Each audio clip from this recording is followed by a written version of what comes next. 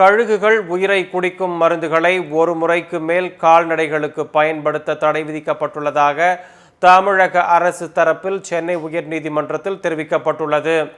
தமிழகத்தில் கழுகுகள் அதிகமாக உள்ள கோவை, நீலகிரி, திருப்பூர், ஈரோடு ஆகிய மாவட்டங்களில் உள்ள கால்நடைகளுக்கு நிமல்சலைட், ஃப்ளக்ஸினின் மற்றும் கார்ப்ரோஃபென் ஆகிய மருந்துகளை விலங்குகளுக்கு செலுத்துவதாகவும், மருந்து செலுத்தப்பட்ட விலங்குகள் இறந்த பிறகு அவற்றின் மாமிசத்தை சாப்பிடும் கழுகுகள் அதிக அளவில் உயிரிழப்பதால் 4 மாவட்டங்களிலும் 3 மருந்துகளையும் தயாரிக்கவும் விற்பனை செய்யவும் தடை விதிக்க வேண்டுமென கோரி சென்னையைச் சேர்ந்த வழக்கறிஞரும் வன விலங்குகள் ஆர்வலருமான சூரியகுமார் என்பவர் சென்னை நீதிமன்றத்தில் மனு தாக்கல் செய்திருந்தார்.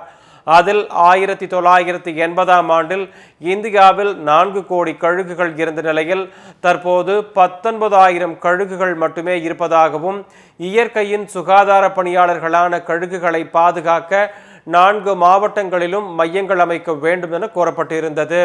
இந்த வழக்கு பொறுப்பு தலைமை நீதிபதி மகாதேவன் மற்றும் நீதிபதி முகமது சஃபீக் அமர்வில் விசாரணைக்கு வந்தது.